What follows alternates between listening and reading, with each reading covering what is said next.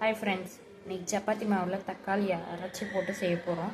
தக்காளி, இஞ்சி, பெருஞ்சீரகம் இதை அரைச்சிட்டு வந்துடுவோம். இது பாருங்க, அரைச்சிட்டு வந்துட்டோம். நெக்ஸ்ட்டு வந்து கோதுமை மாவு போட்டிருக்கோம். லைட்டாக உப்பு போட்டுட்டேன். அரைச்ச விழுது இதில் ஊற்றி பிசைஞ்சிட்டு காட்டுறேன். நான் ஊற்றிட்டேன். மிக்ஸ் பண்ணிவிட்டு பிசைஞ்சிட்டு காட்டுறேன். தேவைன்னா தண்ணி ஊற்றிக்கலாம். இந்த பாருங்க, பிசைஞ்சிட்டேன்.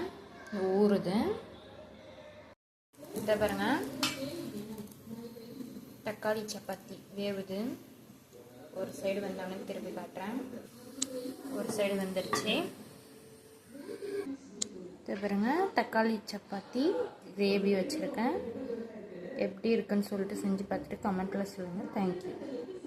இதை பாருங்க, தக்காளி சப்பாத்தி சர்வ் பண்ணியிருக்கேன். எப்படி இருக்குன்னு சொல்லிட்டு செஞ்சு பார்த்துட்டு கமெண்ட்டில் சொல்லுங்கள். தேங்க்யூ.